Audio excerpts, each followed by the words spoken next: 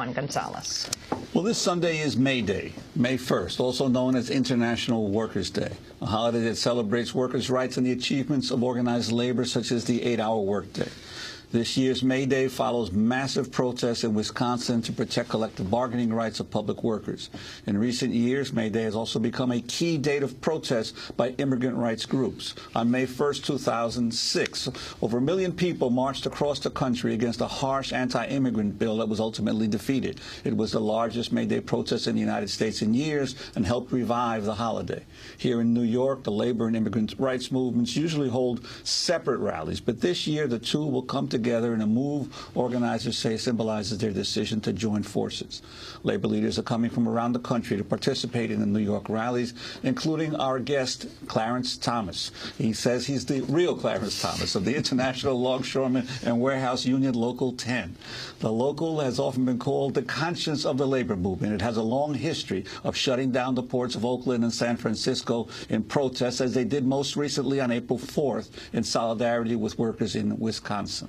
Now they're being sued by the Employers Association at the ports, the Pacific Maritime Organization, in order to prevent further closures. We're also joined via the Democracy Now! Video stream by Christine Neumann-Ortiz, Executive Director of Voces de la Frontera in Milwaukee, Wisconsin. On May 1st, 2006, she was key organizer behind the 70,000-strong march in Milwaukee. At the time, the march was described as the largest in Wisconsin's history. That number grew to 80,000 people the following year. This Sunday, National AFL-CIO President Richard Trumka will speak at Milwaukee's May Day March for Immigrant and Workers' Rights. We welcome you both to Democracy Now! Clarence Thomas, you're in New York. Why here? I'm in New York because on October 17th, 2004, Local 10 initiated the Million Worker March movement. We assembled in Washington, D.C. at the Lincoln Memorial, making such demands as an end to the war in Iraq, protection of Social Security, also protecting public schools, and also cutting the military budget. But one of the things that came out of that mobilization was a call by for the labor movement to reclaim May Day. So many of our younger members in the trade union movement have very little knowledge about May Day. They associate it with countries overseas celebrating International Workers' Day, and as was alluded to by Juan earlier in the program, it started here in the United States with the fight to establish the 8-hour workday and to eliminate child labor exploitation. That labor history speaks to how the labor movement was able to make it possible for workers, not only members of the labor movement, but all workers, to have pensions, collective bargaining, and so forth. But I think that when we call for the reclaiming of May Day, what it does is to reconnect us with our militant history. And so that ties in directly to the action that was taken by the ILW Local 10. Let me first of all say that I'm here today not representing the local. I am speaking as a rank and filer. Some of the opinions that I'm expressing are my own. But having said that, it is important to note that the union has a long and storied history around the question of engaging in solidarity actions. In the 1970s and the 1980s, we refused to handle cargo that was destined to Chile and to El Salvador. And in the 1980s, for 11 days, we refused to handle cargo that came from South Africa, sending shockwaves all across the world. And when Nelson Mandela came to the Bay Area in 1984, he cited the ILW Local 10 for its action in raising the consciousness of the anti-apartheid struggle. Well, and how have you been able to have these, in essence, political work stoppages that are almost unheard of anywhere else in the country? Well, in some instances, what has happened is that the union has been able to have its union meeting dates changed. And for one shift out of a month, we have a union meeting, and it stops all work in our port. In this particular instance, it was completely voluntary, which means that we did not have a change in our work meeting date. Workers voluntarily decided not to go to work in response to the attacks on the public sector workers in Wisconsin and 15 other states throughout the country. It's also important to note that on the 4th of April, that is the anniversary of the assassination of the Reverend Dr. Martin Luther King Jr., 6 months before his assassination, he spoke at Local 10. The occasion was a 7th city fundraising tour headlined by Harry Belafonte and Joan Baez for the purpose of raising money for SCLC.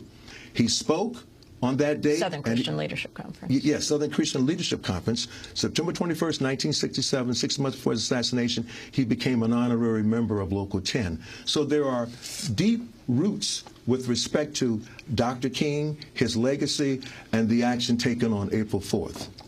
And you are being sued now. We are being sued. The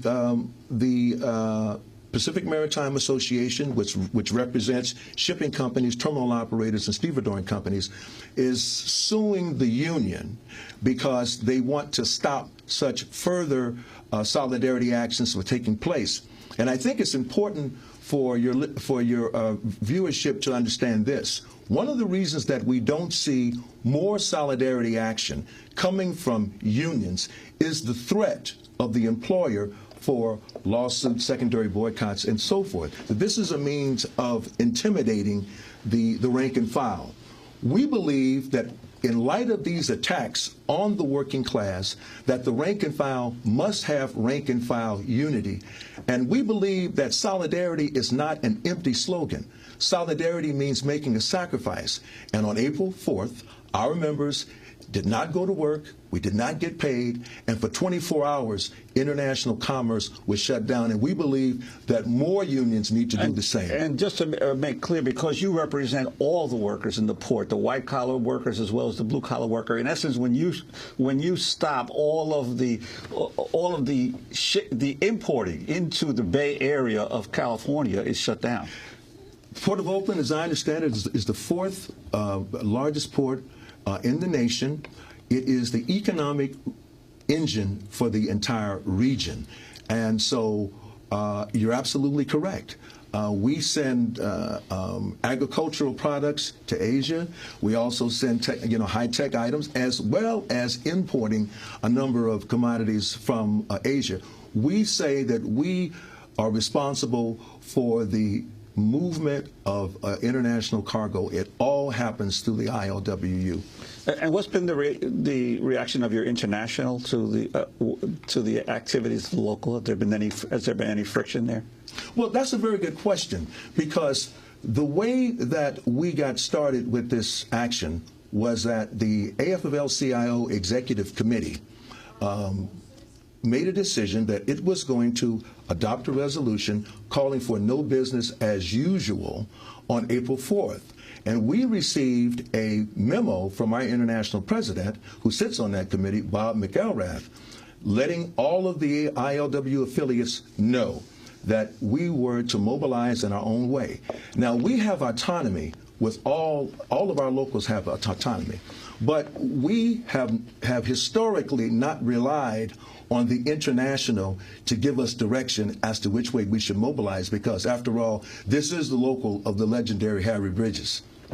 Well, we're also joined by Christine Neumann-Ortiz, Executive Director of Voces de la Frontera in Milwaukee. You are mobilizing for May Day there. Could you talk about the preparations and what you're hoping to accomplish with the mobilization Sunday? Well, we're very excited because the level of collaboration and what we anticipate, we already know because of the level of interest and organizing, is going to be unprecedented in terms of the rank and file union members and the Latino and immigrant community, which has since 2006 every year mobilized in the tens of thousands.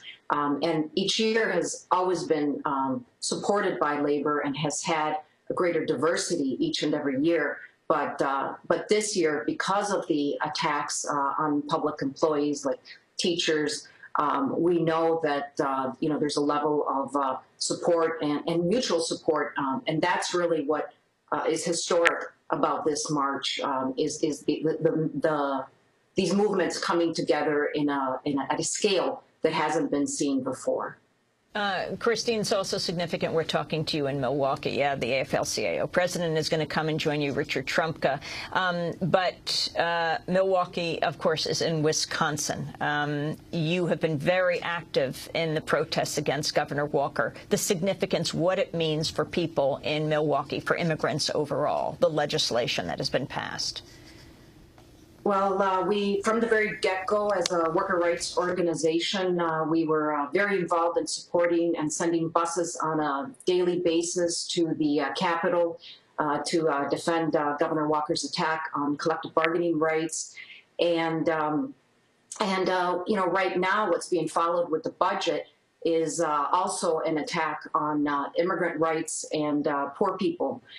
In terms of immigrant rights, one of the biggest threats that's pending, you know, in the budget is the repeal of in-state tuition rights for immigrant youth that was won in 2009, as well as, you know, the institutionalization of discrimination against legal immigrants, low-income families that would be denied access to food stamps or health care because they're non-U.S. citizens, as part of this broader attack on poor people's access and privatization of the public sector, like public education and so forth. But one of the biggest things that's motivating the Latino and immigrant community as part of this broader platform that we have is that there's a pending Arizona copycat bill that's being circulated in the state legislature by Representative Pridemore. Governor Walker, during his campaign, had said that if I were the governor of Arizona, I would have signed that bill, which obviously means now that he's governor that if this bill were to get that far, he would sign it. And we have been organizing around that since we became aware that it was being circulated for about a month prior to this march. And we've had a number of unions, maybe now with, you know, close to 10, including the South Central Federation of Labor, that have passed resolutions rejecting this bill and also asking for, or building for May 1st. We've had a statewide letter with over 1,000 Latino small businesses and among others that have signed this letter to say we don't want this bill here. And this will, we've had mass meetings with Latino immigrants for, you know, 3 Sundays in a row with, you know, close to 1,000 people who've unanimously voted to walk off their job if need be, if this bill were actually to start moving forward in the legislative process in the same way that we saw the collective, the attack, the bill that it took away collective bargaining rights start to move.